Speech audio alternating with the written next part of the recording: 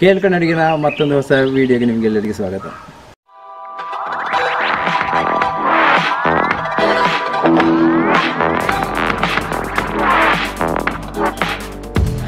ಹೆಚ್ಚಾಗಿ ಎಲ್ಲರ ಮನೆಯಲ್ಲಿ ಈ ರೀತಿಯ ಒಂದು ಟ್ಯಾಂಕ್ ಇದೆ ಅಲ್ವಾ.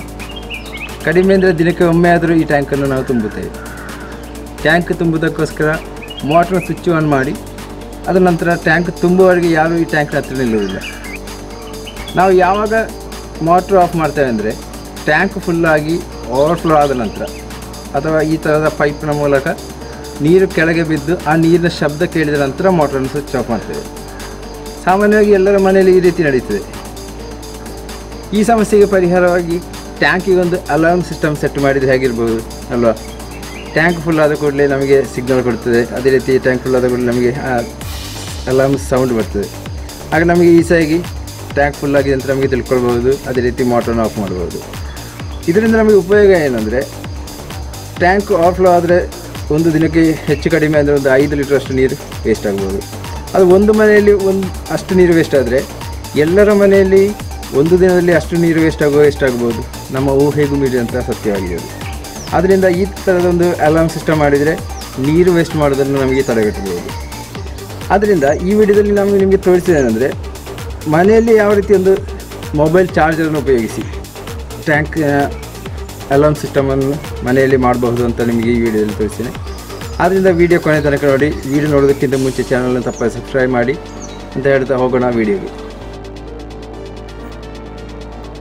ಫಸ್ಟಿಗೆ ನಮಗೆ ಬೇಕಾಗಿರುವಂಥದ್ದು ಒಂದು ಮೊಬೈಲ್ ಚಾರ್ಜರ್ ಆಗಿದೆ. ಇಲ್ಲಿ ನಾನೊಂದು ಹಳೆಯ ಮೊಬೈಲ್ ಚಾರ್ಜರನ್ನು ತಗೊಂಡಿದ್ದೀನಿ. ಇದರ ಔಟ್ಪುಟ್ ನಿಮಗೆ ಕಾಣಬಹುದು. 5.5 ವೋಲ್ಟ್ ಅಂತ ಕಾಣ್ತದೆ.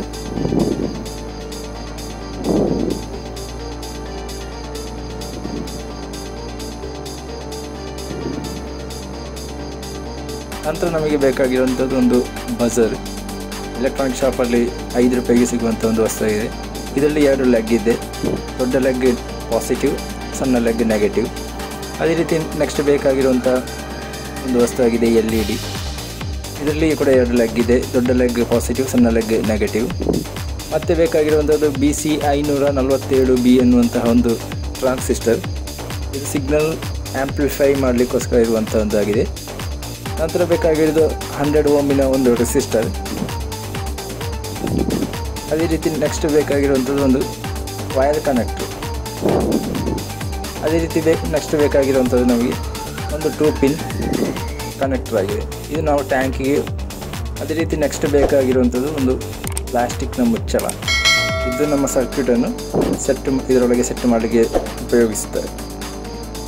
ಮೊದಲಿಗೆ ಬಜರ್ನ ನೆಗೆಟಿವ್ ಲೆಗ್ಗಿಗೆ 100 ಓಮಿನ ರೆಸಿಸ್ಟರ್ನ ಒಂದು ಲೆಗ್ಗನ್ನು ಕನೆಕ್ಟ್ ಮಾಡಬೇಕು.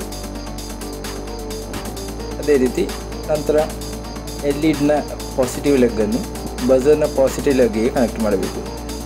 ಅದೇ ರೀತಿ LED ಬಲ್ಬಿನ ಇನ್ನೊಂದು ಲೆಗ್ಗನ್ನು 100 ಓಮ್ ರೆಸಿಸ್ಟರಿಗೆ ಕನೆಕ್ಟ್ ಮಾಡಬೇಕು. ಲೆಗ್ ಉದ್ದ ಇದ್ದರೆ ಕಟ್ ಮಾಡಬೇಕು. ಅದೇ ರೀತಿ ನೆಕ್ಸ್ಟ್ ನಾವು ತಗೊಂಡದ್ದು ನಂತರ ಟ್ರಾನ್ಸಿಸ್ಟರ್ನ ಫಸ್ಟ್ ಲೆಗ್ಗನ್ನು ಬಜರ್ನ ನೆಗೆಟಿವ್ ಲೆಗ್ಗಿಗೆ ಕನೆಕ್ಟ್ ಮಾಡಬೇಕು.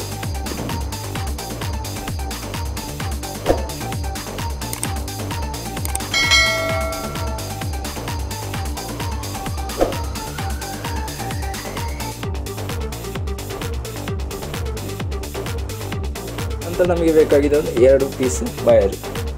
ಅದರಲ್ಲಿ ಒಂದು ಪೀಸ್ ವಯರನ್ನು ಬಜರ್ನ ಪಾಸಿಟಿವ್ ಲೆಗ್ಗಿಗೆ ಕನೆಕ್ಟ್ ಮಾಡಬೇಕು. ಅದೇ ರೀತಿ ಮತ್ತೊಂದು ವಯರನ್ನು ಟ್ರಾನ್ಸಿಸ್ಟರ್ನ 2ನೇ ಲೆಗ್ಗಿಗೆ ಅಥವಾ ಮಿಡ್ಲ್ ಸೆಂಟರ್ ಲೆಗ್ಗಿಗೆ ಕನೆಕ್ಟ್ ಮಾಡಬೇಕು.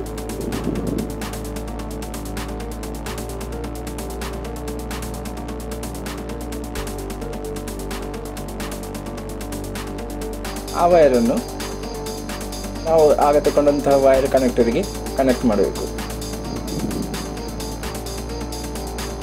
ನಂತರ ನಾವು ಆಗ ತೋರಿಸಿದಂಥ ಮೊಬೈಲ್ ಚಾರ್ಜರನ್ನು ತಗೊಂಡು ಅದರ ಒಂದು ಲೆಗ್ ಅಂದರೆ ರೆಡ್ ವೈರ್ ಪಾಸಿಟಿವ್ ಮತ್ತು ವೈಟ್ ವೈರ್ ನೆಗೆಟಿವ್ ಆಗಿದೆ.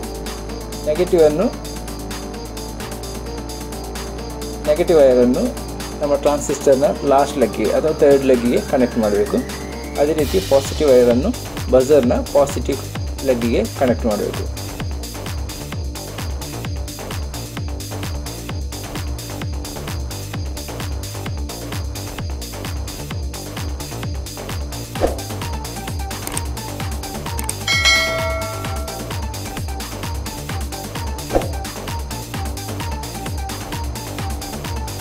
ನೆಕ್ಸ್ಟ್ ನಾವು ಪ್ಲಾಸ್ಟಿಕ್ನ ಮುಚ್ಚಳವನ್ನು ತೆಕ್ಕೊಂಡಿದ್ದೀವಿ. ಇದಕ್ಕೆ ನಂತರ ನಾವು ತೆಗೊಂಡಂತಹ ಪ್ಲಾಸ್ಟಿಕ್ನ ಮುಚ್ಚಳಕ್ಕೆ ಬಜರ್ ಮತ್ತು LED ಬಲ್ಬ್ ಹೊರಗೆ ಪಾಸ್ ಆಗುವ ಥರ ಒಂದು ಹೋಲನ್ನು ಮಾಡಬೇಕು. ಮಾಡಿದ ಹೋಲಿಗೆ ಕಾಣುವಂತಹ ಸರ್ಕ್ಯೂಟನ್ನು ಅಂದರೆ ಬಜರನ್ನು ಹೊರಗೆ ಕಾಣುವ ಹಾಗೆ ಸರ್ಕ್ಯೂಟ್ ಮುಚ್ಚಳದ ಒಳಗೆ ನಿಲ್ಲುವ ಹಾಗೆ ಅದನ್ನು ಸೆಟ್ ಮಾಡಬೇಕು.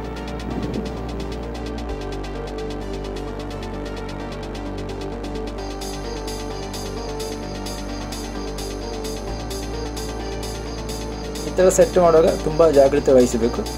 ನಾವು ಫೋರ್ಸಲ್ಲಿ ಇದನ್ನು ದೂಡುವಾಗ ನೆಗೆಟಿವ್ ಮತ್ತು ಪಾಸಿಟಿವ್ಗೆ ಯಾವುದೇ ರೀತಿಯಲ್ಲಿ ಕನೆಕ್ಟ್ ಆಗಬಾರ್ದು. ಒಂದು ವೇಳೆ ಕನೆಕ್ಟ್ ಆದರೆ ಇದು ವರ್ಕ್ ಆಗುವ ಸಾಧ್ಯತೆ ಕಡಿಮೆ.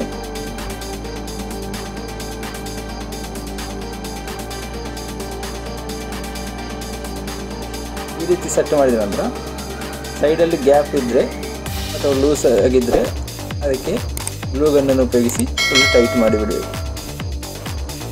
ಎಲ್ಲ ನೀಟಾಗಿ ಸೆಟ್ ಮಾಡಿದ ನಂತರ ಈ ಮುಚ್ಚಳವನ್ನು ನಾವು ಮೊಬೈಲ್ ಚಾರ್ಜರ್ನ ಮೇಲೆ ಕರೆಕ್ಟಾಗಿ ಅಂಟಿಸಬೇಕು.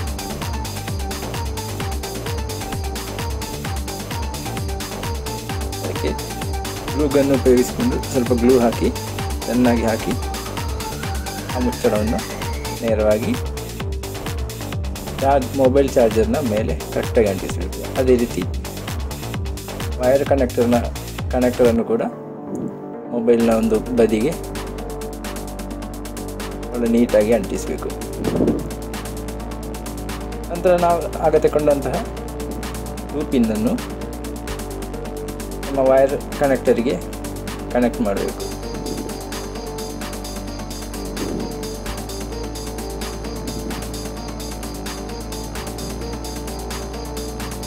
ಈ 2 ಪಿನ್ ನಾವು ಟ್ಯಾಂಕಿಗೆ ಕನೆಕ್ಟ್ ಮಾಡುವಂಥದ್ದು. ಟ್ಯಾಂಕಿ ಒಳಗೆ ಹಾಕುವಂಥ ಪಿನ್ ಆಗಿದೆ ಅದು. ಸೊ ನಾವೀಗ ಒಂದು ಟೆಸ್ಟ್ ಮಾಡಲಿಕ್ಕೋಸ್ಕರ ಒಂದು ಸಣ್ಣ ವೈರನ್ನು ತಗೊಂಡಿದ್ದೇವೆ. ಸೊ ಫೈನಲಿ ನಮ್ಮ ವರ್ಕ್ ಎಲ್ಲ ಕಂಪ್ಲೀಟ್ ಆಯಿತು. ಇನ್ನು ಟೆಸ್ಟ್ ಟೈಮ್ ನಾವು ಮಾಡಿದಂತಹ ಈ ಟ್ಯಾಂಕ್ ಅಲಾರ್ಮ್ ಯಾವ ರೀತಿ ವರ್ಕ್ ಆಗುತ್ತೆ ಅಂತ ನೋಡೋಣ. ಅದಕ್ಕೆ ನಾವಿಲ್ಲಿ ಫಸ್ಟಿಗೆ ಪ್ಲಗ್ಗಿಗೆ ಕನೆಕ್ಟ್ ಮಾಡಿ ಕನೆಕ್ಟ್ ಮಾಡಿದ ಕೂಡಲೇ ನಮಗೆ ಒಂದು ಮೊಬೈಲ್ ಚಾರ್ಜರಲ್ಲಿ ಒಂದು ರೆಡ್ ಲೈಟ್ ಕಾಣ್ಬೋದು. ಅದೇ ರೀತಿ ಆ LED ಸಣ್ಣ ಒಂದು ಬ್ಲಿಂಕ್ ಕೂಡ ಕಾಣ್ಬೋದು, ಅಂದರೆ ರೆಡಿಯಾಗಿದೆ ಅಂತ ಅರ್ಥ. ನಂತರ 2 ಪಿನ್ನನ್ನು ನೀರಿನಲ್ಲಿ ಮುಳುಗಿಸುವಾಗ ನೋಡಿ ಸೌಂಡ್ ಬರ್ತದೆ. ಇದೇ ರೀತಿ ಟ್ಯಾಂಕಿನೊಳಗೆ ಇದನ್ನು ಫಿಟ್ ಮಾಡುವಾಗ ನೀರು ಯಾವ ರೀತಿ ಮೇಲೆ ಬರ್ತದೆ ಆಗ ಇದು ಸೌಂಡ್ ಆಗುತ್ತೆ. ಅದು ಹೇಗೆ ಅಂತ ನೋಡೋಣ.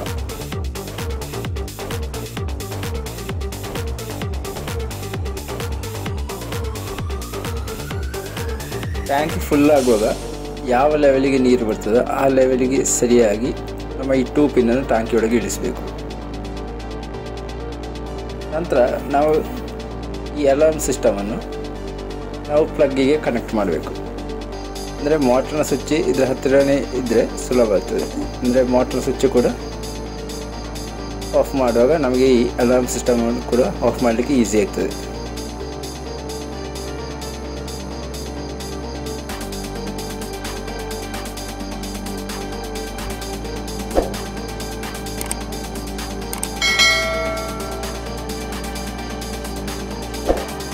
ಅಂತ ನಾವು ಮೋಟರ್ ಸ್ವಿಚ್ಚನ್ನು ಆನ್ ಮಾಡಬೇಕು.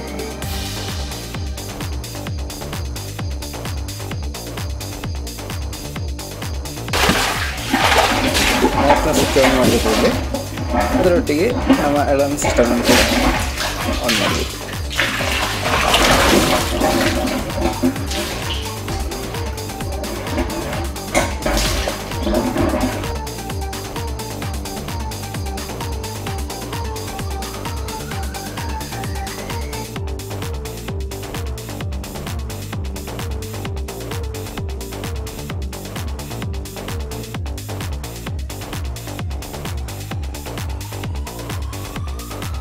ಟಾಂಕಿ ನೀರು ಫುಲ್ ಆದ ಕೂಡಲೇ ಮೇಲೆ ಬಂದ ಕೂಡಲೇ 2 ಪಿನ್ಗೆ ಆಗುವಾಗ ಅಂದರೆ 2 ಕೂಡ ಕನೆಕ್ಟ್ ಆಗ್ತದೆ, ಸರ್ಕ್ಯೂಟ್ ಕನೆಕ್ಟ್ ಆಗುತ್ತೆ. ಆಗ ನಮ್ಮ ಅಲಾರ್ಮ್ ಆಗಲಿಕ್ಕೆ ಸ್ಟಾರ್ಟ್ ಆಗ್ತದೆ, ಸೌಂಡ್ ಬರ್ತದೆ, ಬಲ್ಬ್ ಬ್ಲಿಂಕ್ ಕೂಡ ಹೆಚ್ಚಾಗುತ್ತದೆ. ಡೆಪ್ಪೋಗೆ ಆಕ್ಟಿವೇಟ್ ಮಾಡಬೇಕಂದ್ರೆ ನೆಕ್ಸ್ಟ್ ನಾವು ಮೋಟ್ರನ ಸ್ವಿಚ್ಚನ್ನು ಆಫ್ ಮಾಡಬೇಕು. ಸ್ವಿಚ್ ಆಫ್ ಮಾಡಿದ ಕೂಡಲೇ ನಮ್ಮ ಅಲಾರ್ಮಿನ ಸ್ವಿಚ್ ಕೂಡ ಆಫ್ ಮಾಡಿದರೆ ಆಯಿತು. ಇದೇ ರೀತಿ ನಾವು ಡೈಲಿ ಮೋಟ್ರ್ ಆನ್ ಮಾಡುವಾಗ ನಾವು ಈ ಅಲಾರ್ಮಿನ ಸ್ವಿಚ್ ಕೂಡ ಆನ್ ಮಾಡಿದರೆ ಆಯಿತು. ಅದೇ ರೀತಿ ಆಫ್ ಮಾಡುವಾಗ ಈ ಸ್ವಿಚ್ಚನ್ನು ಕೂಡ ಅಲಾರ್ಮ್ ಸ್ವಿಚ್ಚನ್ನು ಕೂಡ ಆಫ್ ಮಾಡಿದರೆ ಆಯಿತು. ಈ ವಿಡಿಯೋ ನೋಡಿದರೆ ನಿಮಗೊಂದು ಸಣ್ಣ ಡೌಟ್ ಇರ್ಬೋದು, ಅದೇನೆಂದರೆ ಟ್ಯಾಂಕಿಗೆ ನಾವು 2 ಪಿನ್ನನ್ನು ಕನೆಕ್ಟ್ ಮಾಡ್ತೇವಲ್ಲ, ಅದರೊಳಗೆ ಹಾಕ್ತೇವೆ, ಆಗ ಶಾಕ್ ಬರ್ತದ ಅಂತ ನಿಮಗೆ ಒಂದು ಡೌಟ್ ಇರ್ಬೋದು.